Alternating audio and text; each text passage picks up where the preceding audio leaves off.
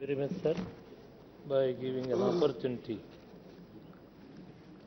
to participate in the debate atrocities on Dalits.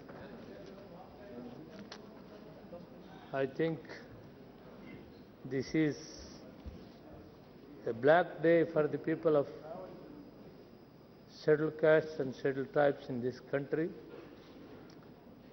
After this government came into the power, the atrocities on Dalits increased, never happened from the day of independence we have seen. Because Gandhiji fought not only for the freedom of the country, he fought for the freedom of the scheduled castes, scheduled tribes, and all other depressed classes and minorities. These are the people who fought for the freedom. So many lakhs of people given their lives, the Hindus, Muslims, Christians, Parsis, Sikh, Jain, all together. It is not India is meant for a single community or a religion. It is for the people of all the religions which are existing before independence in this country. At the same time, Baba Sahib Ambedkar also fought for the equality of the depressed classes, including the scheduled castes and scheduled tribes. He fought with the British people to want a separate electoral system for the SC/ST, to bring equality in these communities. But at last, on the able guidance of Mahatma Gandhiji, in a round table conference, they have agreed we have to have a multiple electoral system with the reservations. At last, Baba Sahib Ambedkar was agreed. The first government, Pandit Jawaharlal Nehru, the first Prime Minister of India, after taking the guidance of Mahatma Gandhiji,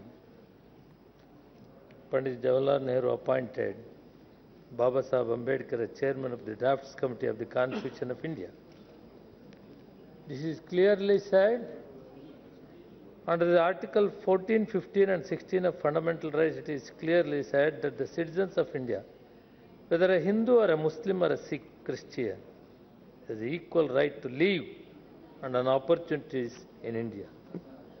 The dream of Mahatma Gandhi was that the last citizen of India should have equal opportunity for living socially, educationally and economically, to abolish the caste system. Today, Dalits in India are in the grip of deep sense of fear and insecurity. Dalits were confident that the government led by Indian National Congress was always on their side fighting to defend the rights. Dalits have no longer the same confidence in the BJP government, who do not believe the Dalits should be afforded the dignity of the human beings. Unfortunately, some of the weaker sections, Dalits, voted for the BJP because of seeing the magic of Modi ji. Now they are realizing what was happened. They are suppressed, and what they have believed that has not been taken care by the BJP government. Unfortunately, the minister in the union government, General V.K. Singh, compared them to dogs. What is this, sir? Whether he has to be entitled according to the fundament, according to the constitution, can he able to be the minister in this government? Are you keep him? Are you keep him as a minister? Are you believing in the democracy? Are you believing in the constitution of India? Is it the way the government is running? Unfortunate. Some of the issues last year, Rohit Vamulu, young Dalit scholar, was driven to commit suicide. Andhra recently, 3 Dalits were tied to trees and threshed for skinning cow. A Dalit man accused stealing the wristwatch was stripped and beaten to death by a mob in Kairi in Uttar Pradesh. I come to the issue of Gujarat. July 11 Una incident and the national outrage is cause for the police to arrest 6 similar vigilantes who had similarly attacked 9 Dalits in Rajula town, Amreli district in May. Going back to the ruling of Gujarat government when Modi ji was the chief minister in 2001 to till today, the total crimes registered in Gujarat, 14,500 cases attacked on Dalits. The annual average is 1,000 cases, which at least 3 cases daily in Gujarat. Never happened in the history. Dalits' right activities say the sense of impunity spawns from the fact that the conviction rate is as low as 3 to 5%. Very low. On the afternoon, May 22nd, contained the cow, vigilance swept down on colony of Dalits in Rajula in SUVs and 2-wheelers like in Una. They carried staffs and knives. A couple of them had swords. The vigilants broken the hands to legs of Dalits, pushed to kick them around the Ramasobi, Babariya, Dalit rights activities in area. Premabai Rathod was also hit on the head. These are the issues. Only one thing I think the government has to see, atrocities on Dalits in a particular state is per day 3, I think, because Modi ji has come as a Prime Minister of this country. I think the people who are behind this, they are trying to establish in the whole country to see that these atrocities has to be established in the whole states of the country. This is the way of the government is running, and how the Constitution protected the people of the scheduled castes and scheduled tribes. We are surprised. This incident shows that there is no protection for the people of scheduled caste and scheduled tribe. In all the newspapers, Times of India, Hindustan Times, Hindu, all newspapers have detailedly established, even in the front page, this is atrocities never happened after the independence. This is the first of its kind in this regime. From last 2 years, this is so number of cases compared to the other area. Even when Vajpayee ji was there, we have seen at that time also, it has never happened so much of incidents and atrocities, rape, killing of Dalits in this country. Now, I don't want to establish more on Gujarat. That is clearly said. In every one day, there is 3 crimes, whether it is a rape, whether atrocity or killing. This is the situation in this country, how the government is protecting the people of this country. The population of this country is 25% of the SC/STs today. The 1/4 of the population of this country is scheduled castes and scheduled tribe. They are the backbone of this country. They are giving the sweat and blood for the development of this country. They are the people really working hard for the development of this country. It is not the duty of the government to take care of these people. Where is democracy? Where is constitution? What is the meaning of democracy and constitution if you are not protecting this weaker sections in this country? Going back to the issue of Odisha, I myself also visited with a team of Sonia Gandhi ji, sent a team of delegates headed by Kishore Chandra Dev, Jairam Ramesh, myself, Vincent Palla, Arun Oran. We visited the spot. We have seen practically what has happened on the day. And we have met the people, those who have injured, and also we have met a lady who lost his 13 months child. It's a very sad situation on the day. The village called Gumudama village. They came in auto rickshaw. They went for taking the Manrega salaries. They came back on the same day from Baliguda to Gumudama village, comprised 5 men, 6 men and 1.5-year-old child. The auto rickshaw had stopped at around 8 p.m. as the road was damaged due to heavy rains near a culvert from where the village was just 200 meters away. When the men and women got down from the auto rickshaw, when 4 women had started walking down to their village, others were pushing the vehicles to cross the culvert.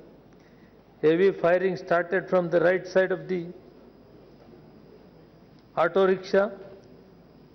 The firing was deadly. 5 persons, including the former Naib Sarpanch of Pramakanga Gram Panchayat, and child were killed and 6 others injured, were all laying on the spot.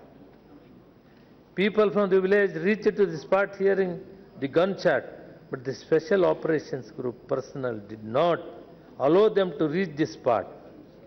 SOG personnel surrounded the spot from 8 p.m. to July 8 to 9 a.m. on July 9 and did not allow the injured persons to go for a treatment. The injured kept within the pain at the spot of 12 to 14 hours. This is one thing that the government should understand, how the police people have attitude on this one. 9/7/2016, the President of Pradesh Congress Committee has visited. He went to the spot and discussed with them. He has given some help to them also, Sri Prasad Harchand. Thereafter, the Congress people have made Bandh at Kandamala. The chairman of the National Commission for Scheduled Caste Tribes, they went on 13th. The 14th chairman of National Commission for Scheduled Castes, Punyaji, toured Kandamala. 17, the member of Special Investing Team, Human Rights Protection, has been to there. And 19 PCC delegation led by Prasad Harchand toured Kandamala, and I am also with that chairman. I am not yielding, sir. I am not yielding. Let him speak after some time, whatever you want. I know that the government is utterly failed. I don't want to speak on the Odisha government. Now I have started to speak that what this government is doing. When the police personnel is killed, the police personnel has killed the people. There is no cross firing.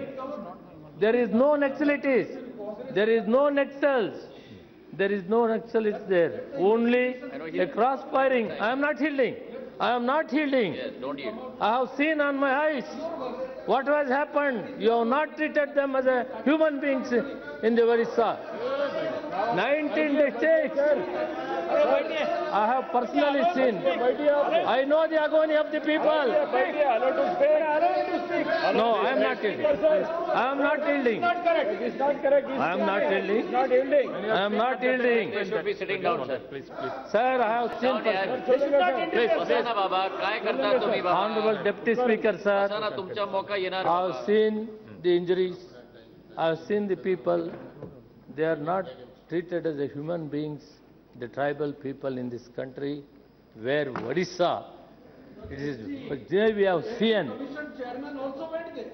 But No, what no. is his version? No, no. You are This. talking about No, no. the SC Commission chairman. No, no. ST committee. Speaking to the I chair. don't. Speaking to the chair. Deputy Speaker, sir, I am not yielding. See, Mehtabji can speak afterwards also. There is no problem. Physically, I have seen, and I was very much hurt on this issue. And the government has not taken care and not taken action against a single officer, those who are responsible for this. It is not the Naxalites who has killed these people. There is officers who are one side. There is no cross-firing. I think the Home Minister can understand these things. We must make a proper inquiry on this issue. Whatever the state government is saying, there is no truth in it. This is very clear. बोलने में सब फिर आप बात नहीं बोलना. Next point.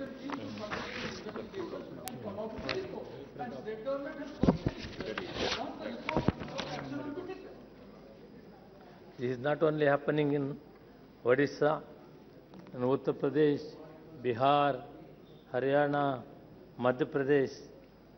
This is increasing the rights on scheduled castes, on scheduled tribe, क्या किया? scheduled tribe and scheduled caste. ने अटैक किया.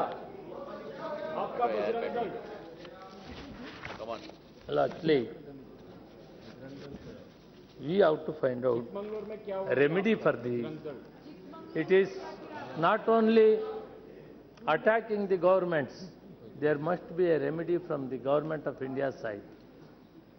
If you are not giving a quality of education, if you are not running the residential schools like Navodaya, how can you expect these people has to come to the mainstream? This is urged upon the government.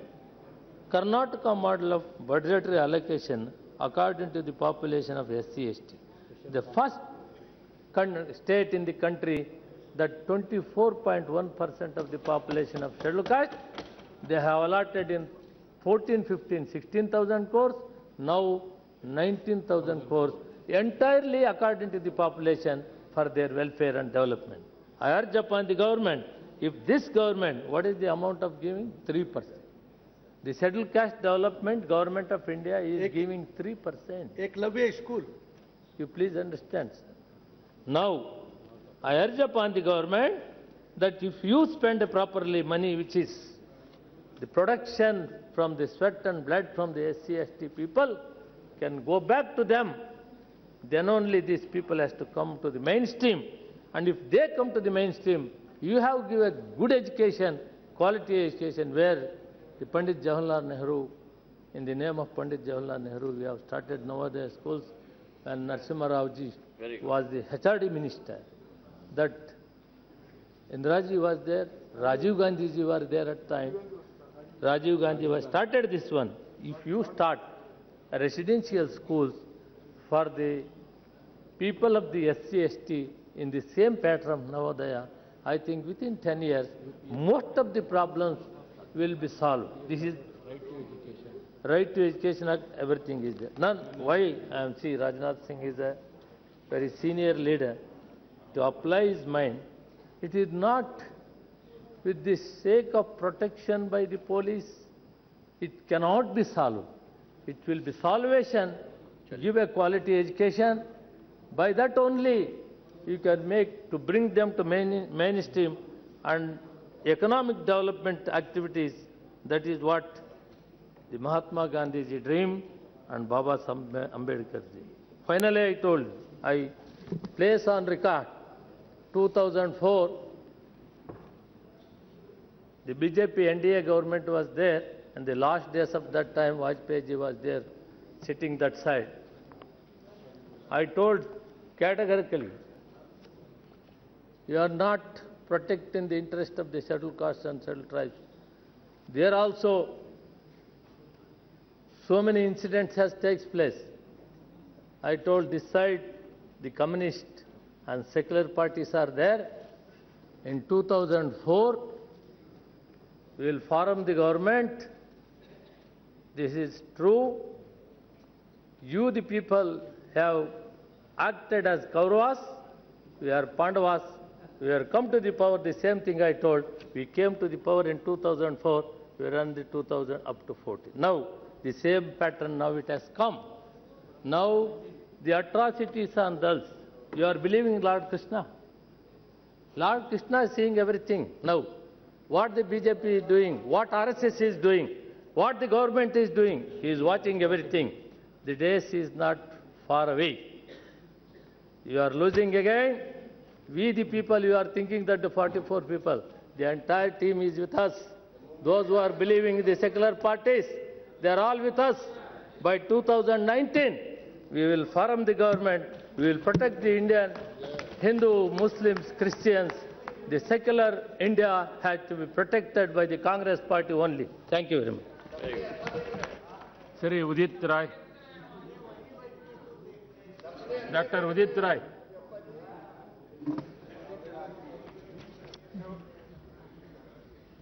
Speaker साहब, हम आंकड़ेबाजी में नहीं जाना चाहेंगे और ये दलित उत्पीड़न का मामला है। BJP versus Congress, Congress versus BJD. अगर इसमें हम उलझाएंगे या उलझने की कोशिश करेंगे तो दलितों का उत्पीड़न कभी भी समाप्त नहीं हो सकता है। ये आंकड़ेबाजी से घटनाएं कम होने वाली नहीं हैं, इससे देश का नुकसान होता रहेगा। हम दो हिस्सों में इसको देखते हैं, एक तो घटना उत्पीड़न और दूसरा उत्पीड़न का स्रोत, उत्पीड़न करने वाली विचारधारा। उत्पीड़न पर तो हम लोग चर्चा कर लेते हैं। हमारे विद्वान दोस्त मुनियप्पा जी ने, इसके पहले साथी ने इंसिडेंट्स के ऊपर चर्चा किया, लेकिन the very source of atrocities जिसके वजह से ये उत्पीड़न होता है, उसके ऊपर चर्चा शायद ही कभी होती है और उसके ऊपर बिना चर्चा किए हुए इन घटनाओं को रोका नहीं जा सकता है। तो दोनों पक्षों के ऊपर जब तक हम ईमानदारी से चर्चा नहीं करते हैं, तब तक दलितों के उत्पीड़न को समाप्त नहीं किया जा सकता, चाहे हमारी सरकार हो, चाहे आपकी सरकार हो, चाहे मायावती जी की सरकार है या किसी की सरकार हो। कभी कभी आंकड़े कम और ज्यादा होते रहते हैं, इतना ही फर्क पड़ता है, क्योंकि यह केवल लॉ एंड ऑर्डर से जुड़ा हुआ प्रश्न नहीं है, बल्कि एक सामाजिक सोच है। और सामाजिक सोच चाहे जिसकी सरकार रहे, वो बरकरार रहती है। और जब तक उस सामाजिक सोच पर हम हमला नहीं करते, जब तक उसे तोड़ने की कोशिश नहीं करते हैं, तो कभी घटनाएं बढ़ जाएंगी, कभी घटनाएं कम हो जाएंगी, लेकिन इनका खात्मा नहीं हो सकता। आज जब हम देखते हैं कि चाइना इतना आगे जा चुका है, कोरिया और दूसरे देश इतनी तरक्की कर चुके हैं, और उस कंटेस्ट में हमें यह देखते हैं कि दलितों के ऊपर अत्याचार इसलिए हो रहा है कि वो आगे आने की कोशिश कर रहे हैं या अपने सेल्फ रिस्पेक्ट को असर्ट करने की कोशिश कर रहे हैं। ज़्यादातर इसी के वजह से कॉन्फ्लिक्ट होता है और झगड़े होते हैं, एट्रोसिटीज होती है। अभी गौरक्षा के बारे में बड़ा चर्चा है, उसको लोगों ने ढाल बना रखा है। भारत के संविधान के धारा 48 आर्टिकल 48 में दैट क्लियरली सेज कि to improve the breeds, those breeds which are milking breeds, which are useful for farming, तो उसके लिए काऊ प्रोटेक्शन हुआ या अदर एनिमल के प्रोटेक्शन का प्रोविजन कॉन्स्टिट्यूशन में भी है और उसको कोई डिनाई नहीं कर सकता है। और इसको बड़ा क्लियर किया जा चुका है हमारे तरफ से भी, सरकार के तरफ से, कि हम उन लोगों के साथ में नहीं हैं जो काऊ प्रोटेक्शन के गार्ब में या उसकी आड़ में गुंडागर्दी करते हैं, वसूली का काम करते हैं। यह बिल्कुल साफ कर दिया गया है। फिर भी कुछ लोग ऐसे हैं जो इसको कंफ्यूज करके रखना चाहते हैं। ये इसके दो पहलू है हमारे समाज में, एक इकोनॉमिक है, एक दूसरा कल्चरल है। कुछ लोग काऊ को एक पायस एनिमल मानते हैं, वर्शिप करते हैं। एक कल्चरल उसका वैल्यूज है, दूसरा उसका इकोनॉमिक है। अभी भी मैकेनाइज नहीं हुई पूरी एग्रीकल्चर। अभी उत्तर प्रदेश, बिहार में चला जाए तो बैलों की आवश्यकता पड़ती है, दूध की आवश्यकता पड़ती है। It is economic unit as well.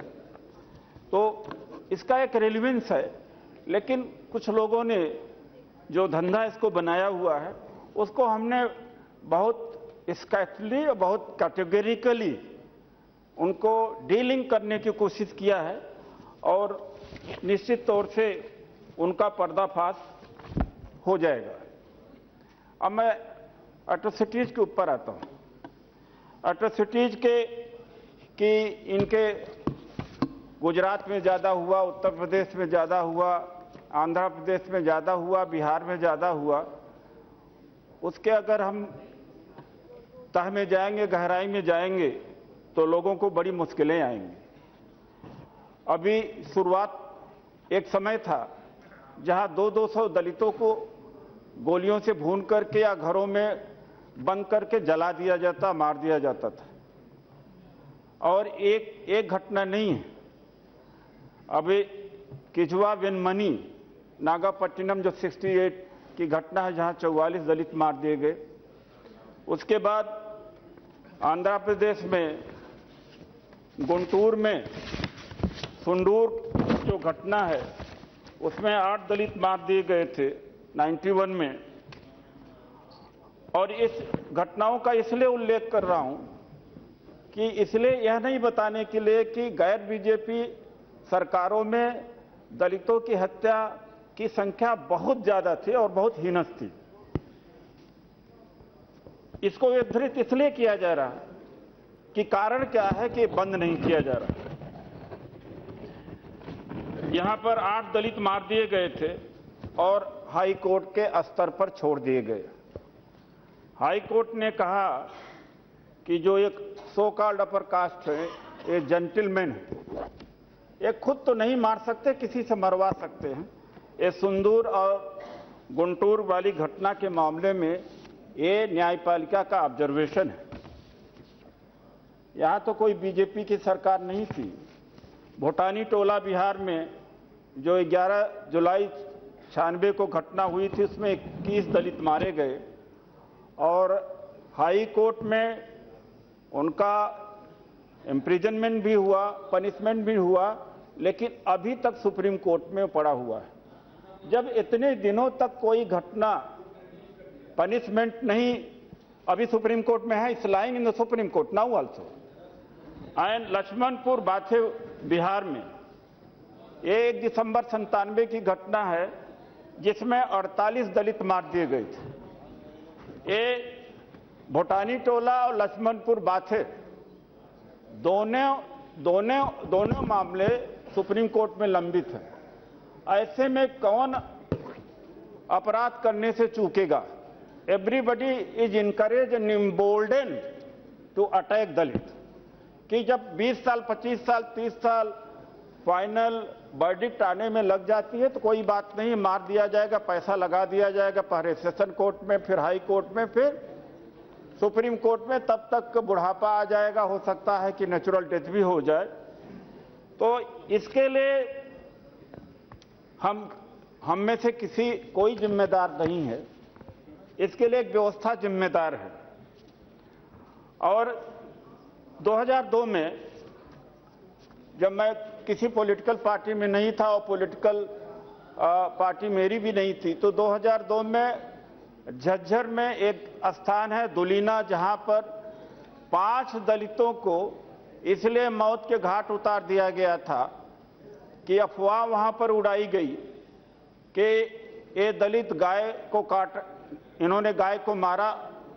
वास्तव में गाय को मारा नहीं था, गाय का चमड़ा लेकर के जा रहे थे और 5 दलितों को मौत के घाट उतारा गया। ये 2002 की केस है। वहां पर कोई भारतीय जनता पार्टी की सरकार नहीं थी।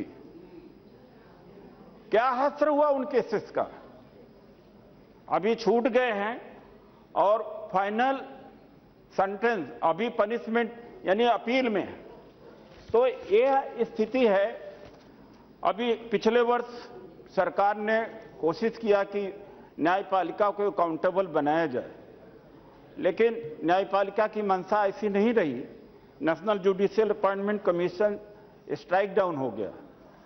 अब इसके लिए मैं किसी पॉलिटिकल पार्टी को जिम्मेदार नहीं ठहराता। ये हमारी जो न्यायिक व्यवस्था है एक तरह से इंडिपेंडेंट पूरी तरह से हो गई, अकाउंटेबिलिटी नहीं है।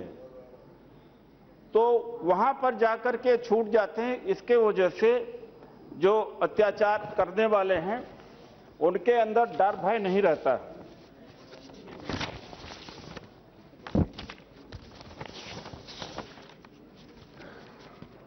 अभी आज के समय में प्रिवेंशन ऑफ एट्रोसिटीज एक्ट के तहत 2 से लेकर के 8% तक कन्विक्शन रेट है। It varies from state to state. किसी स्टेट में कुछ समय पहले बड़ा कोशिश किया गया था, 2012-13 में हम लोगों ने ही कोशिश कराई थी कि एट्रोसिटीज एक्ट के तहत कन्विक्शन रेट क्या है। तो किसी स्टेट में 2% पाया गया था, किसी स्टेट में 8%। तो इतना ज्यादा प्रिवेंशन ऑफ एट्रोसिटीज एक्ट के तहत कम कन्विक्शन रेट है, जिसके वजह से ये घटनाएं बढ़ती रहती हैं। और तमाम सारी जो केसेस इनिशिएट होते हैं प्रिवेंशन ऑफ एट्रोसिटीज एक्ट में, फाइनली उनका एडजुडिकेशन होता है इंडियन पेनल कोड में। जब इंडियन पेनल कोड में होता है तो ऐसे में सेंटेंस जो लाइट होता है, लाइट सेंटेंस हो जाता है, जिसकी वजह से भी एट्रोसिटीज बढ़ती हैं और अत्याचार करने वालों का मनोबल बढ़ जाता है। तो इस पर मैं ध्यान दिलाना चाहूंगा कि इसके ऊपर कुछ सोचा जाना चाहिए, तभी जाकर के इसको रोका जा सकता है। बाबा साहब डॉक्टर अंबेडकर ने कहा था कि पॉलिटिकल डेमोक्रेसी तभी सक्सीड कर सकती जब सोशल डेमोक्रेसी हम स्टैब्लिश करें। In the realm of politics, we are far more democratic. We may not be the perfect democrat, but in society, अभी भी सोशल डेमोक्रेसी हम स्थापित नहीं कर पाए हैं। इसीलिए जो डेमोक्रेसी का फ्रूट्स है, जो जनता को मिलना चाहिए, देश को मिलना चाहिए, उसका मिल नहीं पा रहा है। यह एक बहुत बड़ा कारण है। और बाबा साहब डॉक्टर अंबेडकर का जो सपना था उसको किसने चकनाचूर किया था? बाबा साहब डॉक्टर अंबेडकर ने जब हिंदू कोड बिल पेश किया था और नेहरू जी उस समय प्रधानमंत्री थे, उनसे सहमति लेकर के, और जब हिंदू कोड बिल पेश करने के पहले उन्होंने सहमति लिया था और उनको पूरा समर्थन देने का वादा किया गया था। और जब बाद में उस बिल की क्रिटिसिज्म बहुत बढ़ गई, कुछ कट्टरपंथी लोग हाउस में थे उस समय, कह रहे ऐसे कैसे हो सकता है, महिलाओं और पुरुषों को बराबरी का अधिकार संपत्ति में कैसे हो सकता है। उसके पहले महिला को डाइवर्स करने का अधिकार नहीं था और पुरुष को कई बहु विवाह करने का अधिकार था। उसको पैरिटी पर बराबर पर लाने का था कि महिला को भी अगर वो चाहे, कई ऐसी परिस्थितियां उत्पन्न होती हैं तो डाइवर्स कर सकती है।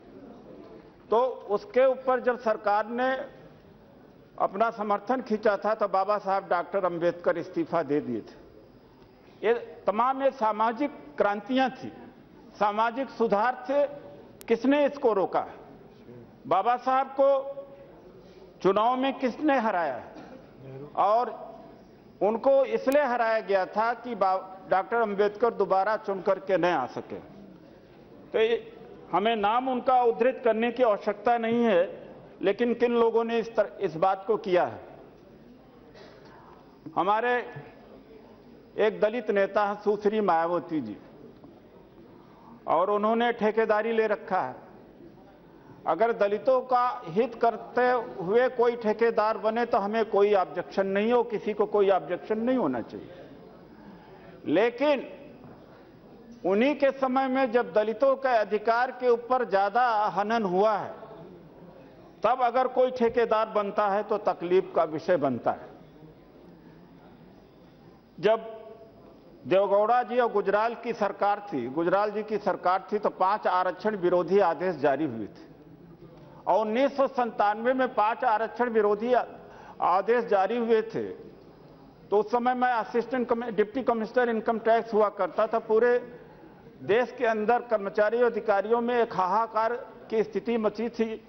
तब एक अनुसूचित जाति जनजाति परिसंघ मेरे नेतृत्व में बना। वाजपेयी जी प्रधानमंत्री बने, और वाजपेयी जी से जब मिला तो उन्होंने बड़े मजाकिया अंदाज में कहा कि करे कौन भरे कौन। कहने का मतलब कि पिछली सरकार ने आरक्षण विरोधी आदेश जारी किए हुए थे, और हम मांग करने गए थे वाजपेयी जी की सरकार से कि वो दुरुस्त करें। हालांकि 97, 98, 99, 2000, 3-4 साल तक का आंदोलन चला, और ये भारतीय जनता पार्टी की सरकार थी। 81वां, 82वां, 85वां संवैधानिक संशोधन किया, तब जाकर के वो जो आरक्षण संबंधित लाभ जो वापिस हो गए थे, बहाल हुए थे। उसको लेकर के कर्नाटक के कुछ इंजीनियर्स हाई कोर्ट में गए, 85th कॉन्स्टिट्यूशनल अमेंडमेंट को चैलेंज किया, और जब चूंकि ये मामला कॉन्स्टिट्यूशनल अमेंडमेंट से था तो हाई कोर्ट में आया, और 2006 में हाई कोर्ट सुप्रीम कोर्ट में आया, और सुप्रीम कोर्ट में 2006 में 5 जजेस कॉन्स्टिट्यूशन बेंच के सामने हियरिंग हुई। उस समय इन्हीं की सरकार थी, मुनियप्पा जी की सरकार थी। हमने इनसे अनुरोध किया कि ये कॉन्स्टिट्यूशनल बेंच अमेंडमेंट बचना चाहिए। तो इन्होंने मेरी मंशा में जानना चाहा क्या चाहते। हमने कहा निजी वकील से पैरवी कराना है, तो निजी वकील हायर कराया था। इन्हीं से 40 लाख रुपया दिलवाया था निजी वकील को। 11-12 दिन लगातार सुप्रीम कोर्ट में मैं खोए बैठा, तब जाके 85th अमेंडमेंट बचा, और वह पदोन्नति में आरक्षण और सीनियरिटी से संबंधित। और वही जाकर के जब सुश्री मायावती जी मुख्यमंत्री होती हैं तो छिन जाता। वो कैसे छिनता है कि हाई कोर्ट लखनऊ में मुकदमा चला पदोन्नति में आरक्षण को लेकर के, जिस अधिकार को वाजपेयी जी की सरकार ने दिया, अदम पैरवी में उस मुकदमे की कोई पैरवी नहीं करी गई, और 4 जनवरी 2011 को पदोन्नति में आरक्षण का मुकदमा हम हार जाते हैं। इससे उत्तर प्रदेश में हजारों लाखों कर्मचारियों अधिकारियों का जो अनुसूचित जाति हैं, जनजाति हैं, तबाही हो गई है, और उनकी पदोन्नति होने लगी है। ये मायावती जी के कारण हुआ है। इसलिए कहना जरूरी है कि वो ठेकेदार मन नहीं है।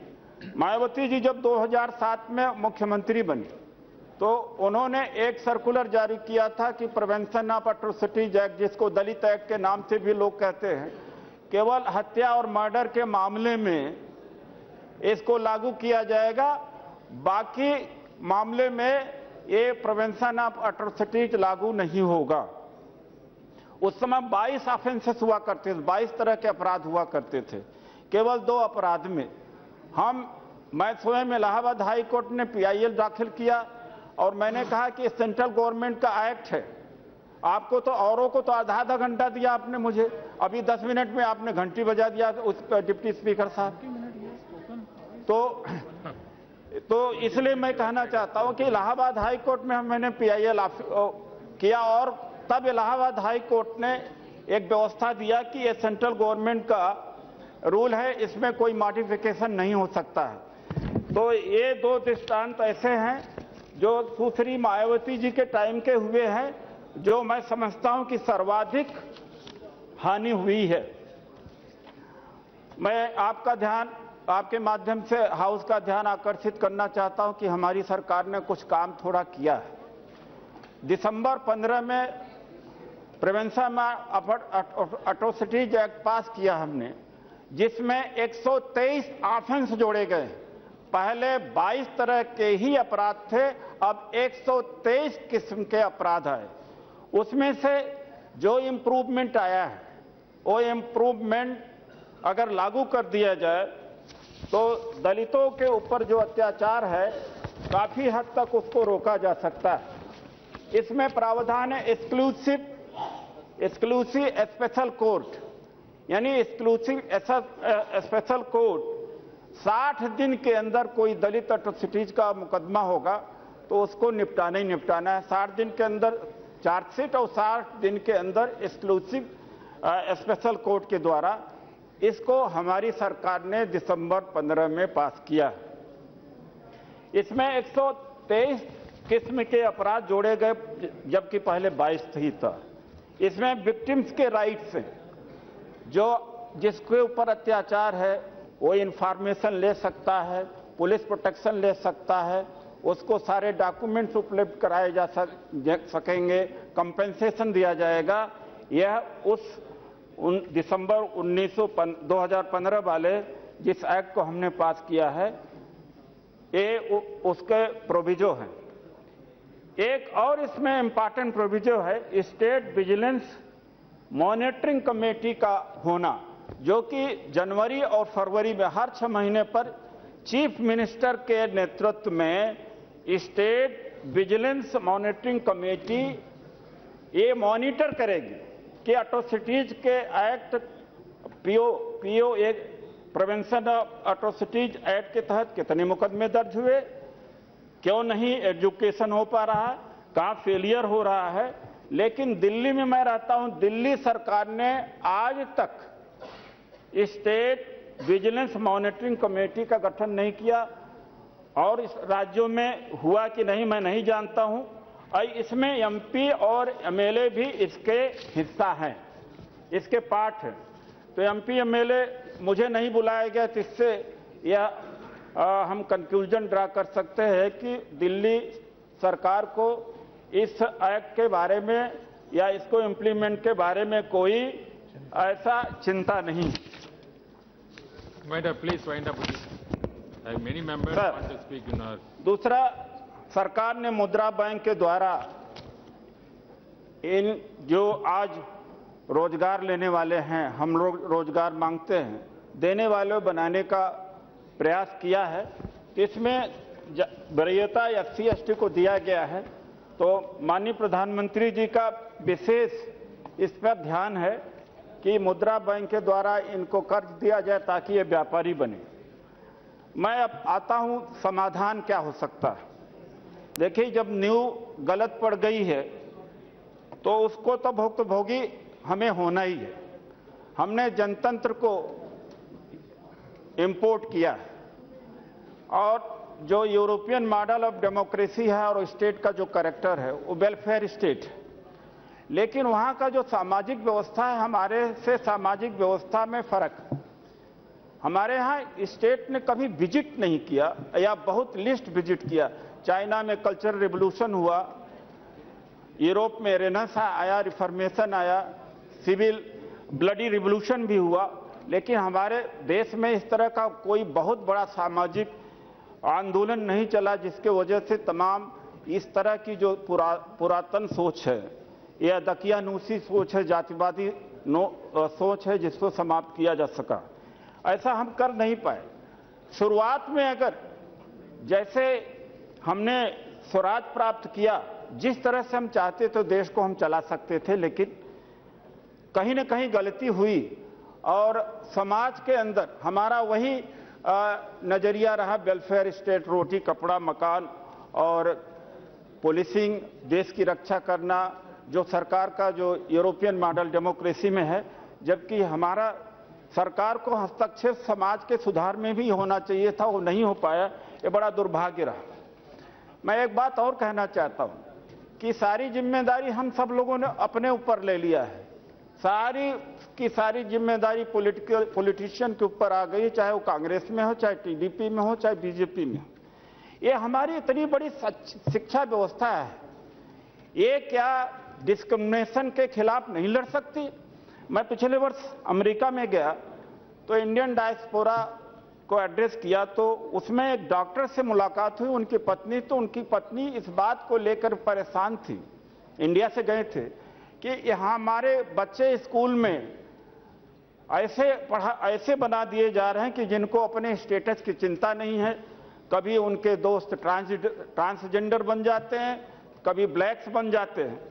तो मैंने देखा कि वहाँ के एजुकेशन में इतनी पावर है कि माँ बाप चाहते हुए कि बच्चों को डिस्क्रिमिनेटरी बनाए और रेशियल बनाए कि वो अपने स्टेटस के प्रति कॉन्शियस रहें, लेकिन स्कूल वहाँ पर तोड़ देता है। हमारे यहाँ ऐसा क्यों नहीं हो पाया? आज सरकार को जरूरत है कि हमें स्वच्छ रहना चाहिए। इतनी बड़ी हमारी सामाजिक शिक्षा व्यवस्था है, लाखों कॉलेज है, लाखों स्कूल है, हजारों कॉलेज है, सैकड़ों यूनिवर्सिटीज है। हमारी कहीं न कहीं शिक्षा व्यवस्था फेल हुई है। जो जिम्मेदारी हमारे सिर पर या पॉलिटिशियन के ऊपर दी गई है, ये जबकि उनकी बनती है। दूसरी बात एक मैं और बताना चाहता हूं कि आर्थिक स्थिति जब तक हमारी मजबूत नहीं होती, दलितों की, आदिवासियों की, तो मुझे नहीं लगता कि एट्रोसिटीज को रोका जा सकता है। तो जो प्राइवेट सेक्टर में भी या जहां भी हो सकता, मैं नहीं करता फोर्स करके, वहां पर भी इनको जगह दिया जाना चाहिए। और ये धर्माचार्यां हैं, मैं इनसे भी कहूंगा कि इनकी भी एक भूमिका होनी चाहिए धर्माचार्यों की, कि ये भी भेदभाव के खिलाफ लड़ाई लड़े।